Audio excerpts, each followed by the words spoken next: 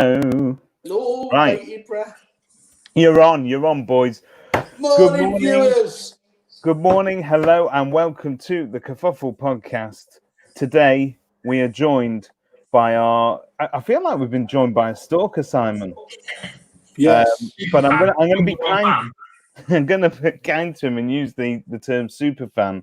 None other than Mr. Tom McGee, resident of Ashton-under-Lyne, and Your Move franchisee, and all-round Northwestern super bloke. So, welcome to the show. Not that there is anything wrong with living in Ashton-under-Lyne. You've got a very good vegetarian restaurant there in the centre. Is there such a thing? Sorry. No, honestly, it was so good. I went straight for McDonald's afterwards. I had room. I was going to say that's a Venn diagram that doesn't really fit, does it? A vegetarian good. We might as well get these comments out of the way before we start. Tom, you do certainly need a haircut there, just even a little 100%. Bit around the ears. Yeah, my wife keeps offering to cut it for me, but I'm slightly worried she keeps looking at the bowl in the kitchen when she does it. What, a bowl cut? That's I think it's worth doing. Have a go. What have you got to lose? Dignity. I haven't got a lot of that to spare. You're in a state age, welcome, my friend. Speaking of which, welcome to the show and your dignity. So that's I do like the fact you've got probably the biggest green screen available behind you, and yet you this is a wall in our office that's painted Your Move corporate green, but I've just discovered that I can use it as an amazing green screen. Okay, well, viewers, Tom will let us know what Pantone number that is if you want to have that same look. So Tom, let's start off with so LSL had the news story out, so we're going to ask you to comment for the entire LSL group now. Okay, I'm pretty certain I can officially do that, so that'll be fine. I'm sure that you wouldn't have the phones going off the hook, would they? Shut him up. How long have you been a franchisee, Tom? And how many? Because I know there's obviously they've kind of got the LSLI arm where they've got people like Inter-County, Thomas Morris, but I wasn't overly aware that there were that many franchisees of the Your Move brand itself. So very, very brief history. We used to be a Halifax Estate Agents franchise. Okay. We took over a Halifax Estate Agents branch in 2007. So that was particularly good timing for us, I think. And then obviously when they went under, they sold both the owned branch network and the franchise network to LSL. We were rebranded as Your Move. So I think they have probably about 100 and something franchise branches, but the majority of those are from the Halifax days. Okay. There's your origin story. I need to ask you a more. Sorry, I know Simon's question was extremely sensible, but as you know, I do the hard-hitting questions on this show. I asked Sam Ashdown what it was like to work with her son-in-law. Now, I'm going to ask you the opposite. You work with your mother-in-law, right? And my brother-in-law. And your brother. Is that not just a world of hell? It depends on what day you ask. Do you know what I mean? I mean, that's the reality of any family business, isn't it? There are some days where it's brilliant because you've got everybody working together for this united purpose of making the family grow and you can support each other and stuff like that. And there are other days where it's the worst decision you have ever made.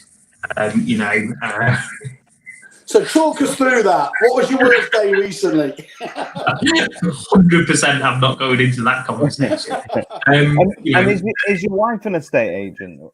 So my wife is a teacher, but prior to lockdown was working 2 days a week in our business.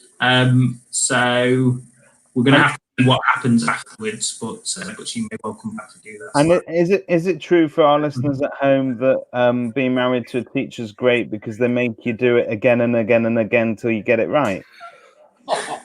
You didn't do this on your rabbi webinar, did you? See, I'm eclectic, Whale. You can say what you like about me, but this is where it happens. Eclectic's how you're labelled.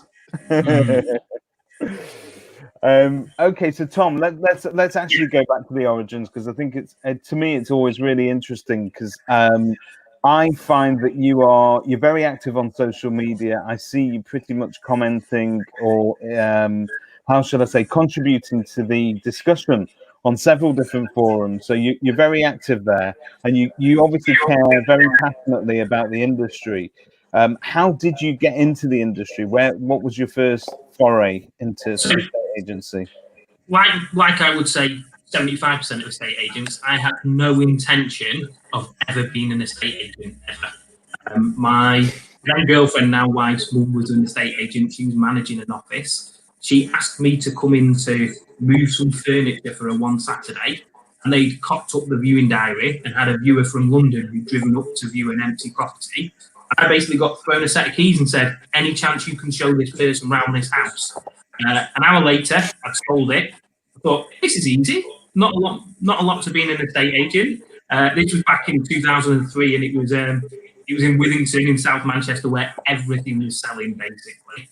I thought, oh, this isn't bad. We were saving up for a house, so I ended up being a viewing rep on Saturdays and in the evenings for my wife's mum's office.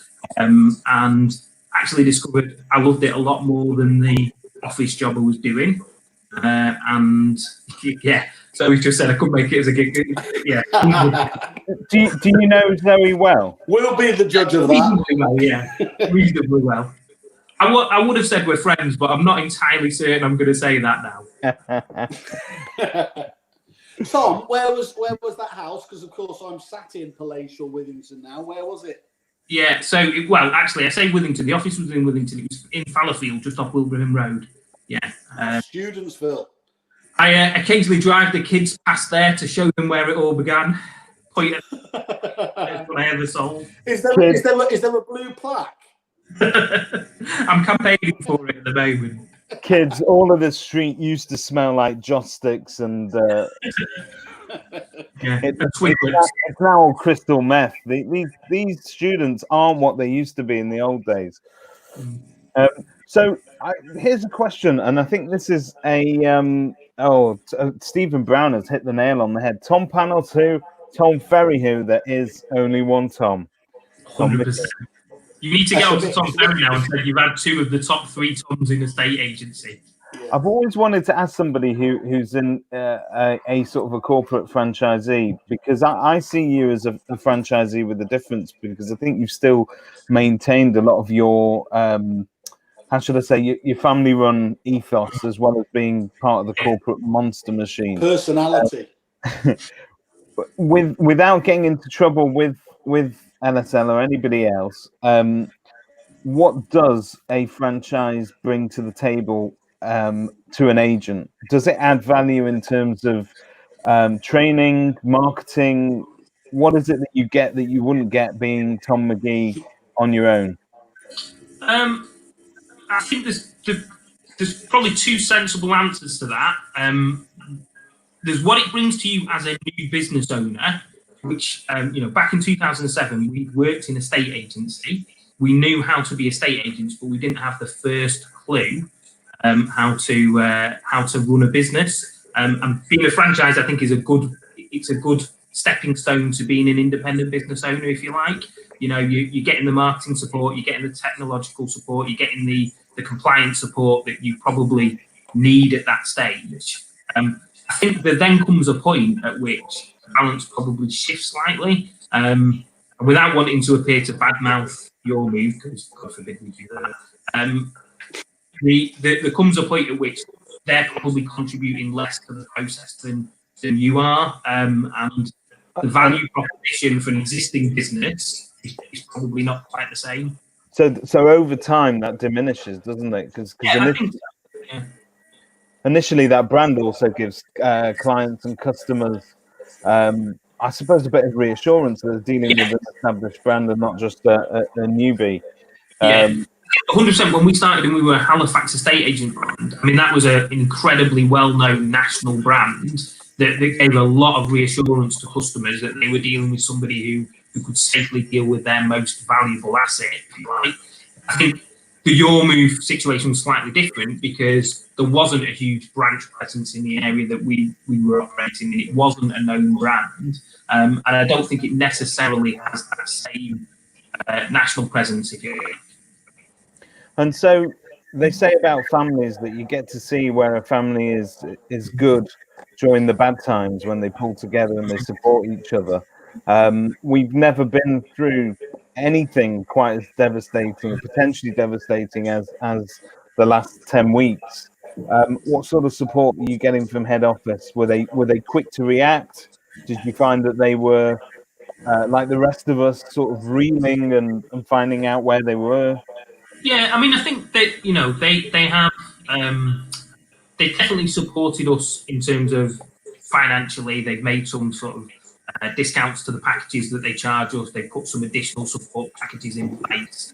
I think, like a lot of corporates, they've had to furlough huge chunks of their middle management, which has meant that I wouldn't like to say we're on our own. To be fair, that isn't the case, but very much they've sort of said, this is the pathway that we think you need to follow, and then left us to follow that pathway. And so they sent you a shovel and a rifle and said, take the staff out to the woodshed. And yeah, effectively, yeah. And okay, so talk to us about that process. If you're obviously part of the management there in terms of the being married into the business. And I'm presuming that you've got grandchildren of your mother-in-law that you can hold hostage. Oh yeah, that's how I keep my job on a regular basis.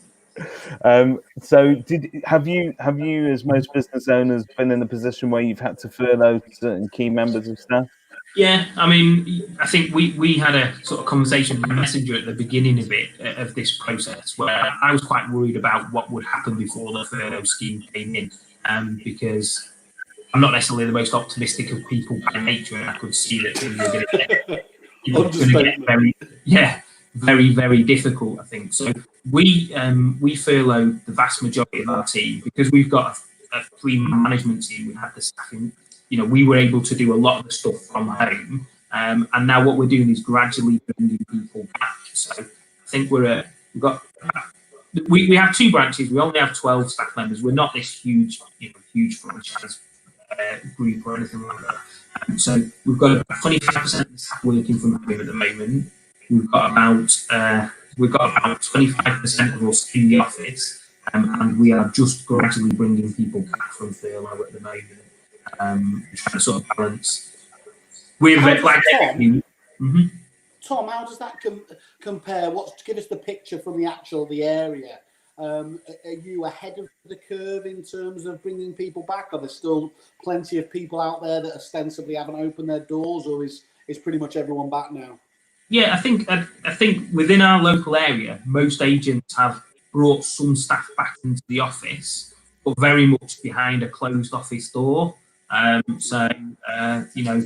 There's definitely people working, but not necessarily customers coming into the office or anything like that. I think we're probably on a par with most people locally in terms of, I'm not aware of anyone that's brought their full teams back. I'm not aware of anyone who's planning on bringing their full teams back anytime soon. One of the things can I let you in on a secret? I'm very excited to announce that, but I brought my final member of staff back this morning. Brilliant. And I'm telling you, it just feels good. Well, first of all, she needs a roots doing, so we'll do them. We found that the past couple of weeks have been very, very busy. And there's that tipping point in agency where you feel that you don't want the service levels to drop because you're not able to service them properly. And we got to the point last week where we thought, okay, look, we've maintained a really good level of service. And if anything, I spent most of furlough like you did, Tom, and I know, Simon, you have as well. But I spent it in webinar after webinar, interview after interview, podcast after podcast. And I feel like I've been... That was just ours. Yeah, but I feel like I was immersed in what Stephen Brown would call learning, right, for 8 weeks. And your head is full of all these ideas. And we've come back with an arsenal good stuff that we can do. And the phone started to ring and you had no chance to implement any of it. Yeah. Well, Tom, I was just about to say that. How much, David, do you genuinely think is all that brilliant learnings going to go out the window now just because we're back and doing stuff, or is there stuff? What percentage of that stuff are you actually going to implement? I'm going to give a couple of plugs here to a few people. I know that Christian Byfield was watching earlier. He probably still is. Give us a shout if you're still there, Christian. But Christian said last week when we were on another podcast or webinar, I can't remember now what they are. They all you do so many separate ones. It must be hard to keep track, David. Well, not the one with the rabbi, but all the other ones. But, so he said that really you should look to sort of outsource what you can. And there's great opportunities for estate agents that haven't already thought about certain key services. So I'm going to plug some of them. For instance, Jerry Lyons. If you're worried about the tone of your blogs, if you don't know what it is that the public are looking for from an outstanding agent, just call Jerry. He has got a fantastic wealth of knowledge, but he's also got the knack of getting the tone absolutely right.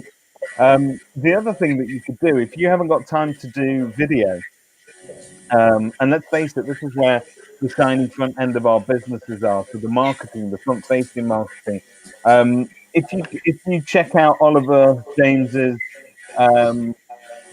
vlog, VLOJ, where he does these video vlogs, basically what he'll do is he'll take Jerry's content and turn it into a video that can be branded. I mean, he'll put your properties or your agency behind him on a green screen, and he will give you that finished product. So I think if I were an agent that was absolutely slammed for time, but I still wanted to do all of these things, I would be talking to those two people straight off the bat. And it's other efficiencies, Sam. I mean, we've cracked on for ages about how great Moneypenny are. But let's face it, if you're busy and you need an overflow system, go talk to Moneypenny. Moneypenny are now doing outbound calls as well, which I think is a superb innovation. They will qualify your Rightmove leads. I'm slightly concerned that that's the next step of Skynet with Moneypenny, though. And before you know it, there is no estate agents. There's just Moneypenny. Yeah, I did actually make that point, isn't it? Stop looking at Rightmove as the company to panic about. Because if Moneypenny ever want to become an estate agent, everyone's screwed. Yeah, 100%. But simply put, this is obviously a podcast about prop tech. But if you were to use, I don't know, even 5 or 6 prop tech products properly, then you could get on. It should free you up to go about your daily business and actually get the cold-face stuff done, because as many calls as Moneypenny can make, they cannot go out and value a property for you. And 100%, that's very much during the lockdown, the way that our thought process has been going is, what are we paying somebody to do that we could outsource to somebody else and probably have it done better by a specialist just consistently doing that? And I think one of the things that we've noticed is actually our staff are quite happy our customers are quite happy to answer the phone from a mobile call. They don't need us to be ringing necessarily from that office number. They don't mind if the kids are in the background, because you're working at home. And maybe some of this is to do with the, the situation that we find ourselves in. But definitely what we've sort of been thinking about is, do we physically need people in an office 9 till 5:30 all day, every day, and somebody sat there in an office on a Saturday just in case somebody happens to stroll in to make an inquiry? Or are there better ways to use our time and money resources to provide a better result to the customer? Do you not think that in general, the way that we used to do it in the past, and I know we used to do this for Christmas openings, so every year before Christmas, we would call all the other agents to find out anonymously, to find out whether they were open over Christmas. And then based on that, we would then pitch our offering to the client. So I think that there is an old way of doing things where you always used to look over your shoulder as to what they were doing. And if they were open on a Saturday, you would open on a Saturday. But very often you had staff sat there twiddling their thumbs for no particular reason.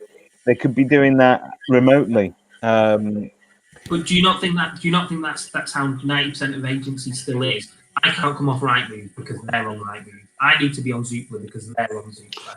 You know, I think you're both being very hard on yourself for once. That let's face it, this isn't just agency; it's actually business in general, isn't it? Let's look at what the competition do and base our own businesses on about that, rather than the braver thing, which is, of course, is what does the customer actually want, or let's try and rethink it. And I think that's that keeping up with the Joneses thing. That's why it works in every single industry, because people understand that dynamic, don't they? Yeah, and it does take absolute balls to be able to do something that is slightly different. Tom, talk to me. I caught one of your video tours the other day on social media, and we've got a comment in here from Michelle Gallagher, who is a massive Tom McGee fan. She said she's finding virtual valuations are the way forward. Have you done many of those? Yeah, we did a few during lockdown, and we are trying to sort of do. I suppose we would refer to it as a blended valuation at the moment. So a lot of what we would have done on the valuation appointment, so the rapport building, the questions about what their priorities are and things like that, we're doing effectively as part of an intro call now prior to going to the property. We're finding our clients still want us to come to the house, but what we're then saying is, right, okay, we're going to come to the house. You guys need to be sat in the car in the driveway or in the back garden if the weather's nice. We'll look round, and then again, depending on weather and people's circumstances, we'll either sit in the garden 2 meters apart and have a chat, or we'll go back to the office and we'll have a telephone call and a Zoom call. But by that stage, what we're really doing is saying, as I thought, the valuation is X, and what are the next steps going to be? Rather than pitching to them in their garden, if you like, Can I just jump in? Can I just jump in here? Do you remember we got a lot of grief? Well, we get grief just left, right, and centre, David, don't we? But when we spoke to Sam Ashdown, and she was, I think it was fair to say she got the rough edge of public opinion against her over the appointment she obviously went to. And it seemed to me at the stage there that was in the full sort of pitchforks and, get them out there. That's kind of just gone off the side of the cliff now, hasn't it? As people have just, they've probably gone the other way where people are taking too many risks. But do we think that she wouldn't get any sort of grief for doing that now, do you? Well, I think the difference is, Simon, and I'm in Sam's Facebook group and I made my opinion on it clear. I made my opinion on it clear at the time. I wouldn't have done it. What she did at the time was against the current regulations, whereas now the regulations say you can go and do that appointment as long as you're following safe social distancing and other safety guidelines. I think we've certainly found locally here, and I don't know about David, but there have definitely been agents who have flouted the guideline rules right the way through the process. I've spoken to people, and we during the sort of most severe bits of lockdown, we said, well, you can do a virtual valuation, but we can't take your property on the market by coming to do photos until the lockdown's listed. And 2 or 3 days later, we've seen that property go live with another agent. And we know that they have been to that property during lockdowns taking photos. And I know anecdotally of agents that have done accompanied viewings during lockdown. Because customers have told us about it. Can you put a percentage on that, Tom? What do you your gut feel of agents that literally aren't playing by the rules? I would think it's probably about 20% of them would be a guess. Yeah, so it's sizable. It's a minority, but it's a sizable minority. But isn't that the story, sort of globally, as what's going on in public as well? So if you were to have a look at the protests that happened this weekend around the world, and again, nobody can take away the legitimacy of the arguments that underlie those protests. That they're vitally necessary, and it's a cause that I think all of us believe in. But the caution that seemed to be completely thrown to the wind with regards to social distancing shows you that we've now got to the point as a public where once something is important enough to us, we don't give a damn about the safety measures that need to be put in place.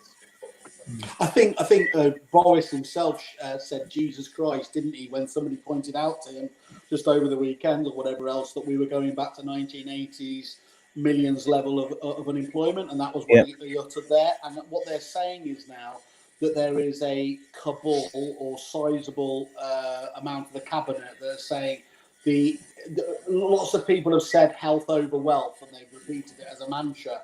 But actually, people are now starting to say they aren't separate. They go hand in glove with each other, and you've got to have the wealth to protect the health of the nation that is going on. And there is now at least that conversation happening that I don't think you were actually able to have before, because frankly, people were just, no, we've got to keep indoors and everything else. I genuinely think, though, that there is a smattering of lefty Corbynites on this podcast.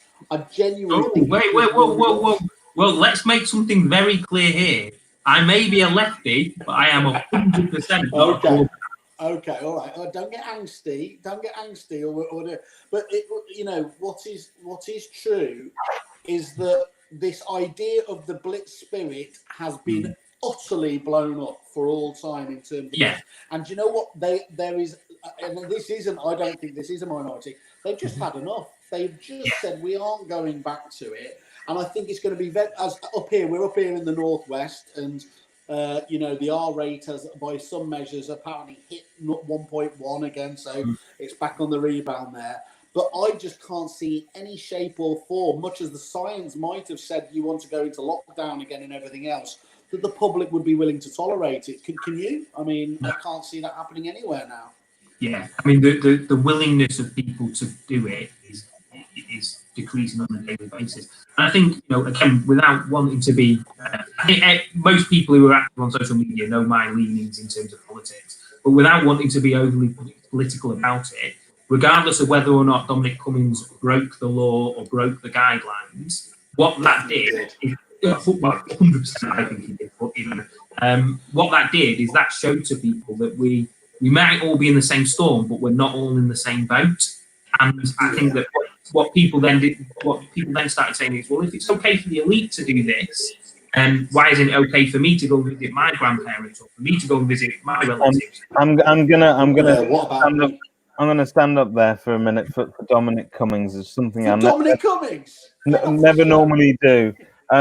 Honestly, I think what Dominic Cummings did. I know he's high profile. I think we should be more worried about the fact that we have an unelected person in such a position of protected power to effectively be able to break the law on a very, very public basis and still not get fired from his position. Let's make that clear. We're beyond the Rubicon. Yeah, that should worry the shit out of everybody. That's what we should be talking about. But I think if you to take it further, I noticed that if you were to walk through parks or look at what happened on the beaches and everywhere else, it's not a reaction to Dominic Cummings. I think that the world at the moment is a tinderbox, particularly when it comes to the political climate. And if you were to look at what's happened in America, the argument is, yes, what happened to that poor man dying publicly on film? Nobody, I think we all agree, regardless of what his background was and what he might have done during his lifetime, and regardless of everything else, nobody deserves to die like that. No one. And particularly when you see them brutalized so openly on TV. Give Tom a chance. I think he was going to jump in there and say, I disagree with you. Yes, very brave. The whitest man we've had on the show so far out against George. I'm in the northwest. I don't get to see the sun. I as an albino, I think you guys, you don't get enough press, and this is our no. But seriously, I think when you look at that, if you look at what's happened after that, I don't think that this would have this movement and this protest would have taken off in any other climate in the way that it has done, because people are. It's been fueled because of lockdown and everything else. Well, I think it feeds into that whole. I think it feeds into that whole feeling that people are, all the conspiracy theories that were coming out about the coronavirus lockdown being government mind control in terms of Bill Gates subjugating all the world into giving up their businesses, their money, and putting all these new powers in the hands of government. So to a certain extent, the public are feeling like they want to push back against the man, and there can be no greater representation against the man than there is in terms of the virtue signaling that you see that's going on at the moment, and the outpouring of feeling. I don't think you could do it at any other time. Yeah, see, I agree with some of what you said, but I actually think it goes back to prior to lockdown. And I think when you look at Brexit and you look at who in this country have voted for Brexit, and a lot of people have voted for Brexit who are going to be punished by Brexit effectively. People in Cornwall who get huge EU subsidies voted in their droves for Brexit. People in North Wales, people in the Northeast, and that's because these people, 100%. These people they feel marginalised by society, and at the time the establishment argument was don't vote for Brexit. Things could be worse, and they were looking at the situation going, things couldn't be any fucking worse for us actually. Do you know what I mean? And what's the worst thing that can happen?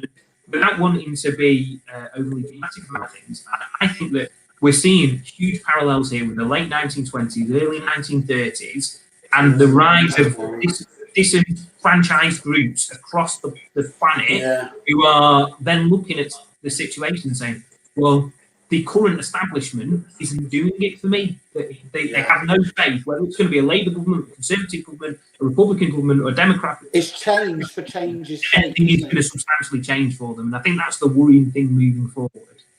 So are you actually telling me that if I were to fast forward 5 years to Ashton-under-Lyne, we're going to see a Mad Max-esque landscape where you're travelling on the back of some behemoth of a vehicle with your head? I've already got a letter in the spikes. I'm ready for it. I'm ready. I'm ready for the collapse of civilization too. The battle for the last Red Bull. It's really. I don't disagree with the word you said there, and I think what's really interesting, Tom, is although there are very different countries, very different things going on, the parallels between when Brexit happened, and then America said "hold my pint" and voted in Trump, and it was all about this disenfranchisement from masses of people who said, look, the establishment is just not working for us at the moment, so let's just change it. Now, the problem is, of course, is that the people that have promised them the change are in the process of, have already let them down, are in the process of letting them down. And the fallout from that is going to be truly terrifying. It's not about these dickheads like Trump that are there at the moment, or Farage.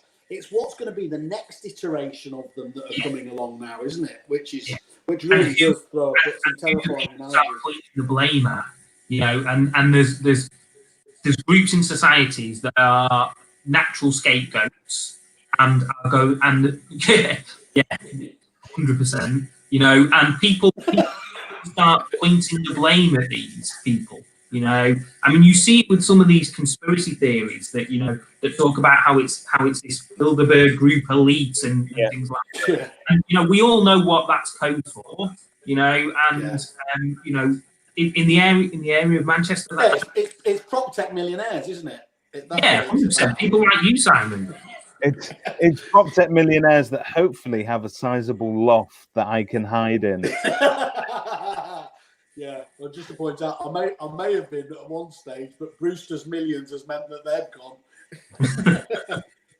But no, in the area that I operate in, there's a sizable Asian community, and for people in this country who think there is no racism, they need to come and just sort of experience working in a working class area that has a sizable Asian community that and hear what members of the public think it's acceptable to say and post on Facebook groups and things like that. And that's my worry long term, is that doesn't seem to be going getting less. It seems to be growing. It was incredible that Black Lives Matter, which on the face of it should just be such an obvious thing to get behind. I literally just despaired for humanity that the amount of that was vaguely contentious. That people then can come jumping in with no, all lives matter, and you're having people fighting over that kind of stuff. It's like there's nothing. It's like there's nothing these days that doesn't divide opinion, is there? I think that most people, and particularly, I mean, I don't know what it's like to be. I mean, maybe a visibly. It's funny because I had this conversation with my wife last night, who is a very intelligent person, let me tell you.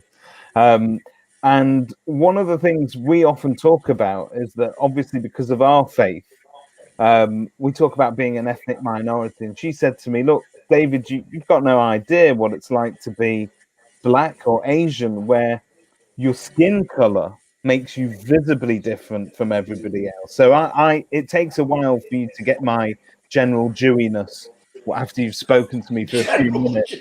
Yeah. Is that the official term? I like to use the correct terms when I'm talking about people. It's socially acceptable. When I use that term, it's fine. But initially, let's put it this way: I'm not going to get pulled over by the police because I look a certain way. If I walk behind a lady at night on the road, unless they know me, they're not going to be very scared of me. And so I think that we as a society have still got a long way to go to really, truly understand. And I think when you're told that that reaction to the whole Black Lives Matter thing is we don't like to be told that we're part of the problem. And to a certain extent, I've never met anybody as PC and as inclusive as Mr. Simon Whale. Now, for all his buffoonery on Facebook and everywhere else, you'll never find anybody more right on when it comes to women's rights. Just look at his Kerfuffle staff base. Because he gets me action, David. He gets me action. Yeah, that's his whole thing. He goes as no threat Whaley. And that means both politically and sexually, nobody is threatened by it. No one's a threat. But I think for the rest of us, if we, on a day-to-day basis, there are certain, and particularly here in Middle England, there are certain forms of racism that we accept and we put up with, which is if you come to a workplace and a colleague, casual racism, and they make a certain stereotypical joke about a certain group of people, I think the general mode is that we'll let it go because it's just Kevin being funny or whatever it is, and he's not really racist, but isn't it true that so and so is a little bit like that? I think the more that we put up with that, the more that we're going to have to put up with these sort of protests. Do you know what? That totally resonates for me, and I think I actually had a bit of an epiphany myself as well. I have been just when you've got dickhead taxi drivers, and yes, they are normally black cab drivers, and they will just, I don't know why they feel that they can suddenly just within 2 seconds, because you don't do it anywhere else normally, do you? But when you just thought, I just don't have the time, energy to do it. And what I realised, what they're talking about is the silence. Actually, is you're part of the problem if you don't do it. You've got to take those people to task, because it was unacceptable to talk about this kind of that casual racism even 3 years ago. Everything else. What Trump has again enabled is these racists to come out from underneath the rocks again and start, testing, soft closing people, haven't you? It's that lot again, isn't it? And the knowing winks and everything else there. It's really it's so disappointing. But I was going to ask the pair of you, what's the antidote to this? And please don't say a world war, because you know what, I'm not ready for that yet. Civil unrest, burning of all the worship places. I'm fine with that. You know what? I think if you want to take one step back from this particular issue and to look at Brexit, if you were to go and talk to the average Brexit voter, and let's face it, a lot of them were from average. average working class background in towns or villages where mining has long since stopped being a profession. You've got high rates of unemployment. Generally speaking, the health crises in these towns are exacerbated by the fact that they're lower income economic families and all this sort of stuff. But if you were to go and ask them about their views of racism and speaking out against, I think they will tell you that if you listen to the average man, that this is a reaction to political correctness gone mad of the, let's say, the Tony Blair era government. And what Tony Blair's government did was that they made political correctness. I mean, they put it well and truly on the agenda. And we went through an unprecedented era of really making sure that we were all treating each other well. But the people don't like on a surface level. On a surface level, but people don't like being dictated to. They don't like being mollycoddled, and they don't like being told not to be racist twats. Correct. Yeah. Correct. I also think as well that was an era of prosperity for the country. Yeah. And people are willing to be nicer to people when they feel that they are becoming better off. But when they feel that things are going the opposite direction, who to blame? I don't know what the correct term is. I know you're an economist or whatever you could say, Sam, but people feel that if they're getting worse off, somebody is getting better at their expense, and then they're looking around for who is getting better at their expense. And nobody wants to say, "Oh well, I didn't take that cleaning job at Manchester Airport that started at 5 a.m. because I'm a lazy fucker." It's because the Polish person has stolen my job, and that's an easier excuse for them to say than to sort of take a long, hard look at their own situation and say, well, how much of this am I responsible for, and how much of it is external society and other groups and things responsible for? I mean, I think the solution from, going back to Sam's question is, we've been thinking a lot from a work point of view, following from some stuff that John Paul has been saying about what are our values, what are we standing for as an organisation, how do we want to interact with our customers, and how do we want to interact with our staff, and what sort of agency do we want to be. I actually think that's what people need to do as individuals. You need to say, what are my values and what do I stand for? And I'll be honest with you, I've been in situations where somebody has said something inappropriate in front of me, and I've ignored it, or maybe even worse, sort of half laughed at it to make it less uncomfortable. What if John Paul said something inappropriate in front of you? Oh, I'd let you get away. He said it in front of you. He's a cage fighter. You said nothing. Just let it go. It's not worth it. I mean, I'm not an idiot, David. Let's be clear. Well, no, in all seriousness, I think you've got to decide. Well, are you the sort of person who is okay with that, or are you not? And if you're not, you have to start pulling it up, and not just with colleagues or random people in the street, with family and friends, and sort of say, look, actually, I don't agree with that, and I don't think we should be saying those things, or the casually racist relative is a classic challenge, isn't it? Yeah. It's like, oh, that's just granddad, or that's just uncle. Yeah. My granddad passed away earlier this year, and he was 97 when he passed away, and he lived in Levenshulme in South Manchester, which is quite a multicultural part of South Manchester. Yeah. And some of the things he said were massively inappropriate, massively, and we just sort of swept it under the carpet and said, "Oh well, he uses those words because he's from a different era," But actually, he knew deep down it wasn't okay to use them. It's the Alf Garner era, isn't it? Yeah. Really? Yeah. When you have those sort of shows. Well, guys, what I like about this is, by the way, yeah. So what's your view on fixed flow? I like anyone that's come into this stream now. Let's just go see a nice uplifting estate. Can I tell you this podcast? I've been reviewing all the 7,000 episodes that we've done, and with the exception of the first one that we did with Heather, where I barely mentioned a word the entire episode. That's my best one. Yeah. I do particularly like the fact that we're able to cover some of the more difficult subjects. And one of the things that we brought up very early, and I noticed that I feel like sometimes I'm on the outside looking in because I've never been a part of the award ceremonies. I've never been to these different gatherings in London, and I started through our good friend Mr. Whale when he publicly humiliated me on stage in front of 1,000 people at Agents Giving. I got to slowly. You helped with that process slightly. I was an equal and willing partner in that. As usual, I went for the quick payoff and regretted it later on. But when you look at when you go to these places and you look around the room, and these are some lovely people. But we spoke about this very early on in the podcast, Simon. We said that it was mostly white people of a certain particular background, and that to me was at odds with how.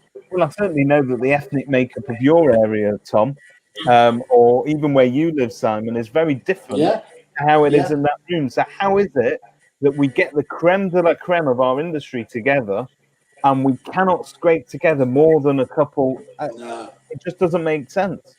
It doesn't make sense. No, and it got to a ridiculous level where actually Simon wanted to be devil's advocate, went, well, come on, that can't be right. I can name you.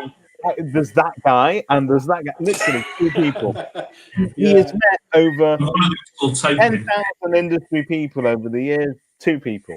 That's all he can name. But this is where that phrase, and the problem with it, institutionalized racism. And I don't. But institutionalized sometimes, it is a difficult concept. But is that what this industry is facing here because of that? Because it's difficult. It really, really is difficult to see it in any other way, isn't it? When you look at it in such stark effects like that. I mean, we were talking about it, and God, I was going to just say it was not quite as bad, but of course, sexism and misogyny are obviously just as bad, just to again be a complete hippie. But it was like the amount of, how few female owners of businesses there were, and everything else there is. I mean, it is just that identikit nature of it. But then it's like, well, what do you go for? Do you go for affirmative action? In terms of, you can't have that in our SME world, can we?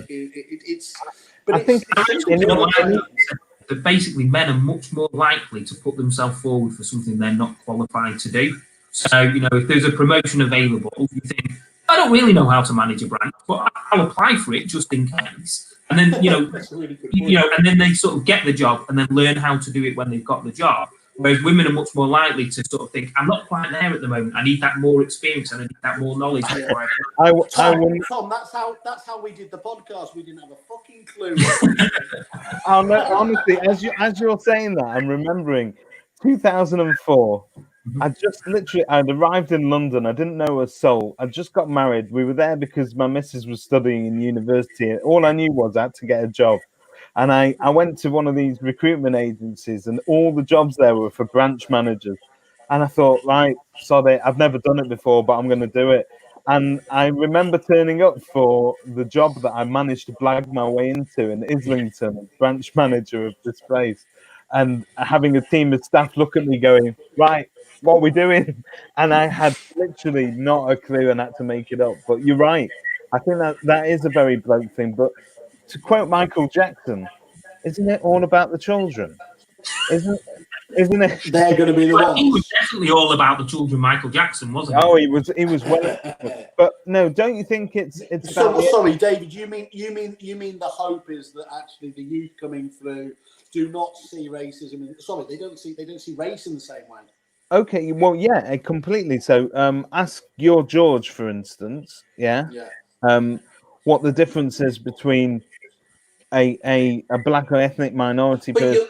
But you're totally right. But this is the horrible thing about the world, is that racism is taught, isn't it? Sorry, that it is a learnt, bigotry is a learnt issue, and unfortunately, whilst they genuinely, you see kids and you see them all the wonderful playing around, and there's no sort of there's no angle to it at all. But as that grows older and older, and learning from those, and this is where I think you're right, Tom.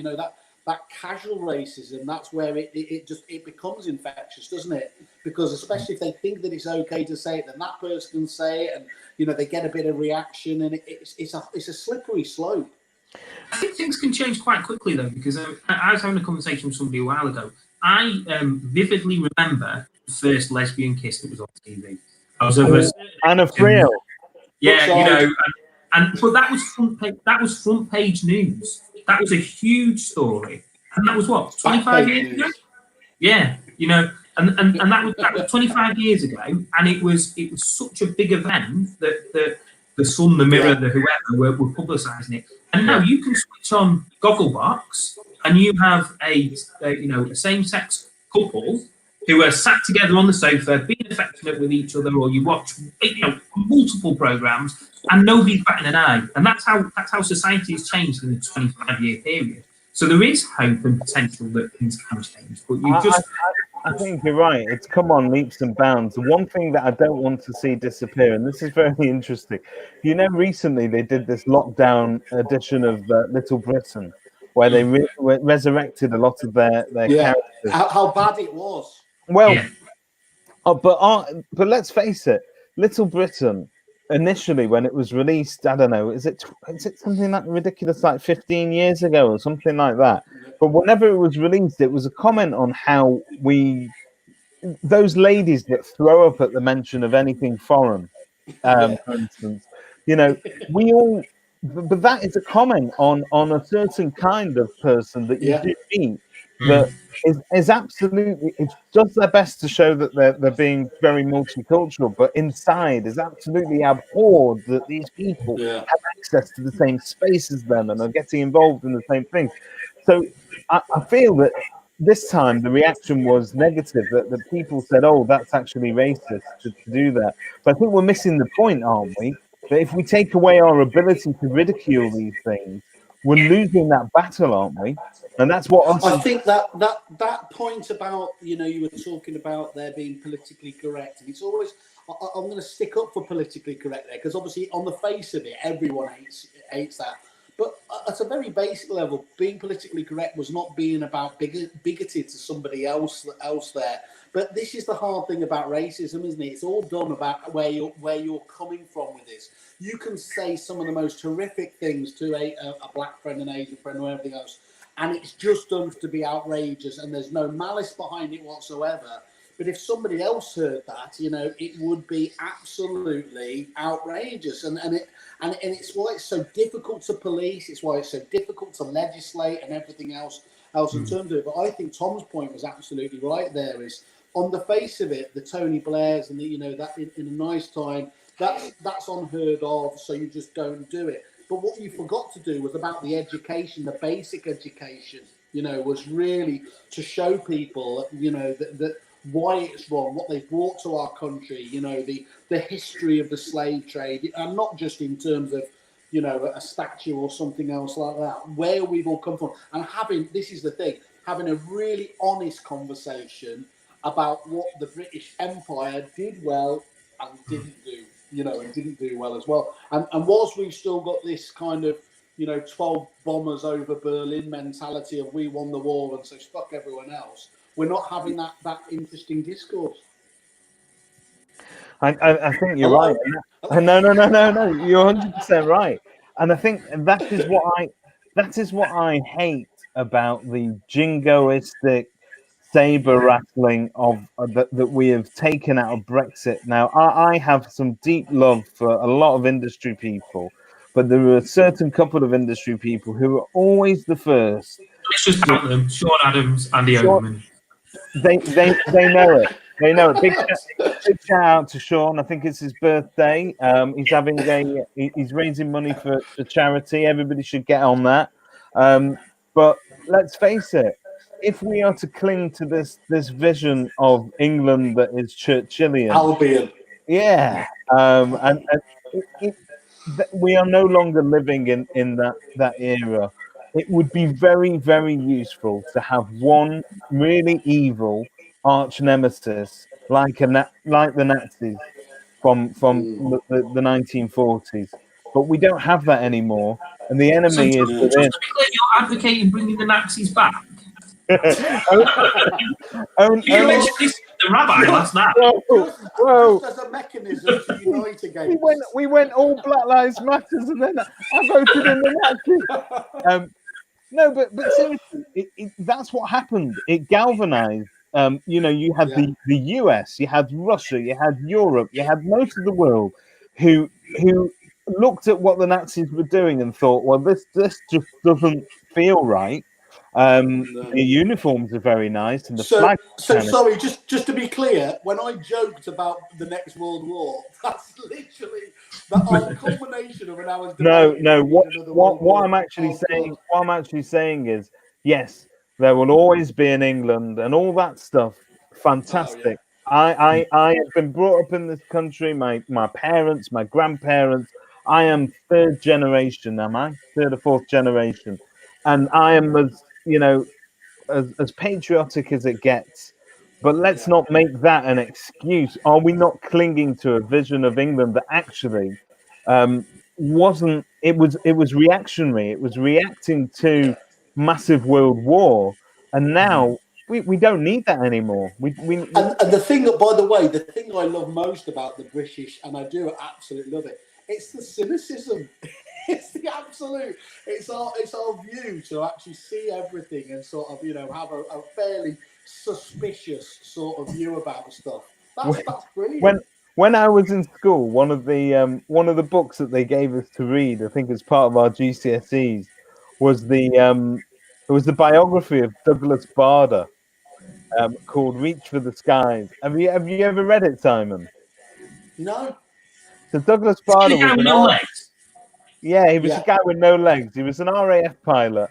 He was legless. So he lost one leg, then he lost the other, and he still got shot down over Germany. The Germans put him in a sort of a prisoner of war hospital. He escaped. They confiscated his legs so he could not escape. But he made a run for it.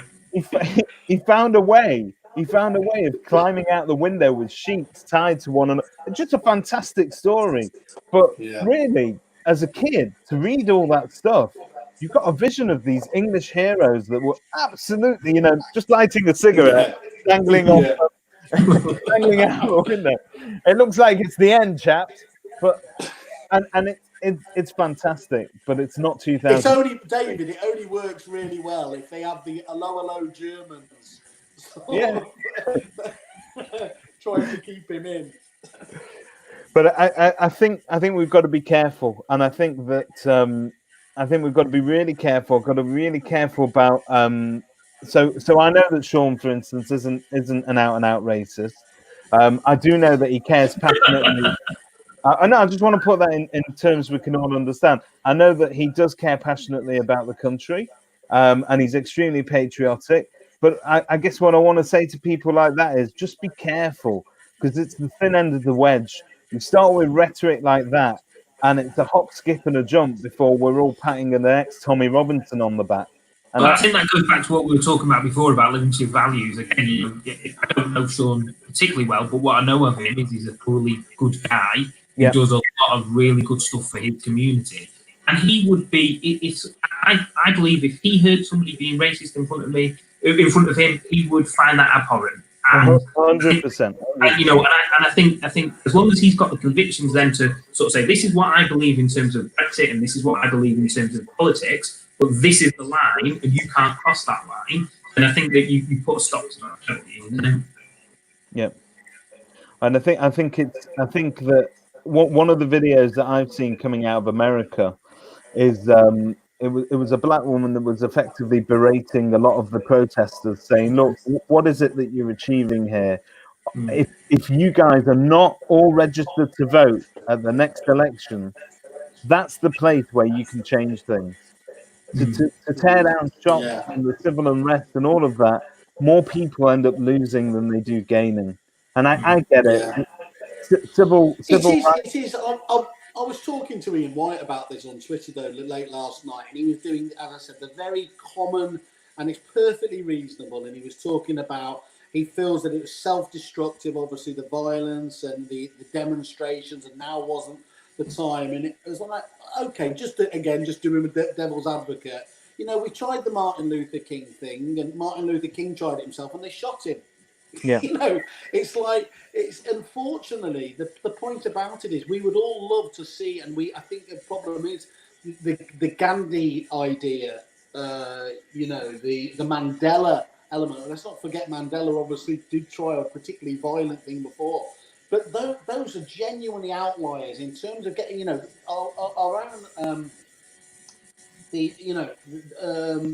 when the women got emancipation and everything else, there was lots of. Nobody gave them that. Nobody gave the women the right to vote, though, did they? No, they took it. Yeah, they took it, and unfortunately, it's such a sad indictment on the world there that actually the reason we're talking about this today is because that kicked off without a shadow of doubt. If I hadn't seen the video of that police officer killing, it's sort of sickening. We wouldn't be discussing it, would we? But actually, the world is no more or less racist following that than it was before that. No. And I think the reality is it's only the advent of camera phones that's exposing stuff that's exactly it. Years. That's exactly it. It's going on all the time. And but for that, what I took, the really bad thing that I took from that actually is it was the fact he still knew he was being filmed and thought he could get away with it. That shows to me the level of safety and institutionalized racism there must be in that part of the country. That was the eye opener. Yeah. It's like, I can do this. I know I'm being filmed, live stream, doesn't matter. Unbelievable. And wow, that's a depressing note to end on. We've been going a little over an hour. File this one under philosophy. Well, do you know what? I'm glad we've addressed it because let's face it, you're not going to listen to this sort of stuff on the EA podcast. You're just not going to get it. Colour? I don't say black. Oh, you're supposed to say black, idiot. But the shame is, I come here prepared with my answer to what's world-class estate agency. I've got loads of learning to get. Okay. You guys haven't asked me any of these questions. Tom, we're going to get straight back into property for just. I'm going to fire 3 very quick questions at you because we're going to give you 2 minutes answers. Okay. Number 1, who is impressing you most in the estate agency space in general? If you had to pick a hero, who is it? Ooh, that's a hard question, isn't it? I think, given where I am with my business, what I'm looking at the moment is people like John Paul, Ian White, who successful businesses and who, are not just, what I would say is not just successful estate agents, but are running successful or have run successful businesses. And that's what we're trying to move towards at the moment. Right. One prop tech supplier that is impressing you?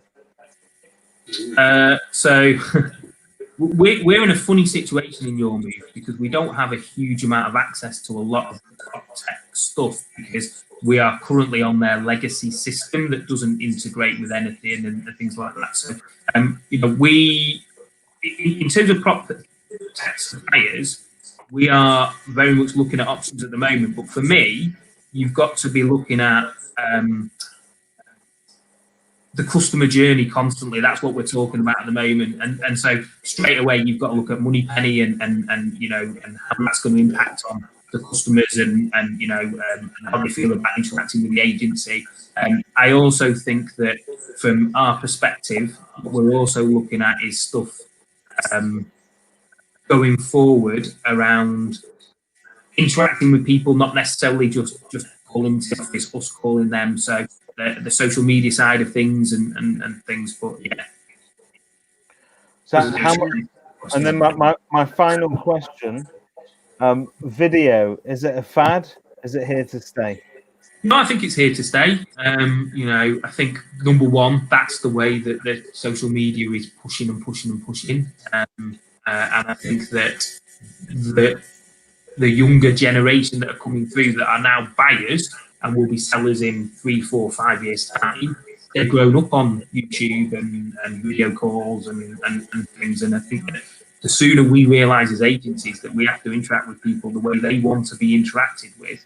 I mean, we're still very much a pick up the phone agency here, and somebody will send us an email and we will pick up the phone and ring them. And actually, I'm not entirely convinced that is what we should be doing moving forward. I think that we have to balance. We want to speak to people and we want to be proactive. We also have to start interacting with people the way that they want to interact with. I think there are things that, Ryan down on the South Coast has been using the video feedback tool. Yeah, I think they're huge, because how much of your day, David, do you have, or do you have a staff member chasing up for feedback on a property that the person obviously doesn't want to buy because they haven't called you to say they want to buy it? It's dead time. They've got a duty to the vendor to give them that feedback, and there's no better way than forwarding them that video. Do you know what? I think the technology's response during lockdown, which has brought to light the inefficiencies of the private viewing system, is probably the most obvious benefit of all of this, isn't it? Is that literally when the Aussies used to come over and talk about it, they just cannot get their head around we've done open homes and everything else today. But basically, technology seems to have stepped up a little bit to have dealt with that issue now, hasn't it? And that I think the same that we're finding at the moment is, prior to lockdown, we were very much going down a structured launch process. We were putting our properties, we were launching them on the portals on a certain day, having pre-marketed it to our database. We were then saying, right, they've gone live on Rightmove on Monday. Nobody can view the property till Saturday. And we weren't quite at an open house stage where people just turned up, but we were very much a sort of a block viewing with short allocated appointments to create that competition and things. And actually what's happened is that's been undermined slightly coming back from lockdown, because the way that we have to structure the diary and structure appointments and stuff hasn't allowed us to do that in the same way. And I think that's what we now need to find, is a sensible way to go back to that. I'm going to give you another top tip, because I'm all about delivering value and learnings. All right, so you listen. This weekend I did something slightly different. Yesterday missionary. Yeah. Thank you. Didn't come up with the rabbi, to be honest. But yesterday I released a social media video for Normie & Co. that was we took a new listing, and I did top 3 reasons you need to view this. This is Agecroft Road. Yeah, Agecroft Road. I was going to message you about it. Yeah. So I distilled it into 3 things. Now, my belief is that if a valuer walks into your house and he can't tell you the 3 things he's going to sell this house on, then chuck him out the door. There's no point in him being there if you can't spot that from the get-go. So I took away those 3 points and I distilled them with the video sort of running behind me, and we released that. And I've got to say that the uptake that you get off that initially is superb. We've got viewing straight off, and this isn't even a listing that we've launched yet. Yeah. And I think the comment is that we became so used to doing things the way that Rightmove told us we should. So, for instance, Rightmove has told me that I should not list a listing without a floor plan, because if I list it without a floor plan, I'm going to have less hits. Well, in actual fact, that might be true on their site, but on social media, I can list one of those top 3 reasons videos, get more views in half an hour than Rightmove could ever give me. So I think.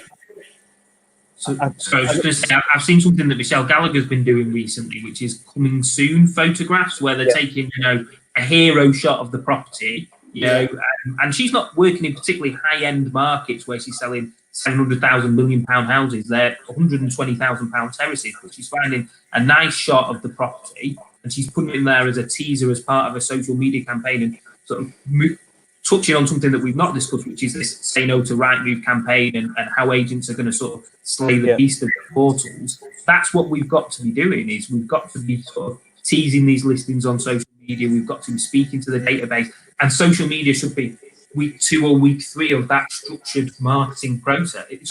Launching on the portal should be week 2 or week 3 of that structured marketing process, that you're coming out to somebody and saying, this is our plan of action. Yeah. No, it's very true. I think if you don't have it in your arsenal, you're going to lose in the long run. Well, so, Tom, the important question is, which is your favourite Alan Partridge episode? It's got to be the one on the canal. Yeah, farmers. Yeah, there we are. It's all tied back together. That's great. By the way, just as an aside, if you listen to his audio books, they're releasing the new one in September, which is his musings on life. So get that registered at Audible now anyway. So a bit of a plug there. Tom, that's fantastic. I feel like we've got a new show,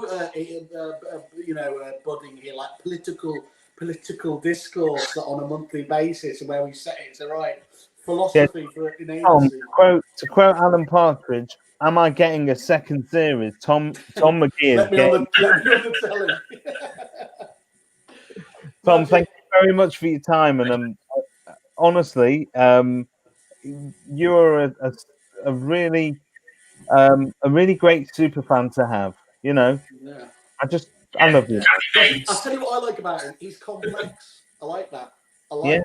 Yeah, he's not like all this. Not like all multi-layered. All right, guys. Brilliant. Have a great day, Tom. Yourself. Stay safe. You too, David. Bye. Bye. Bye. Cheers, guys. Bye. Cheers.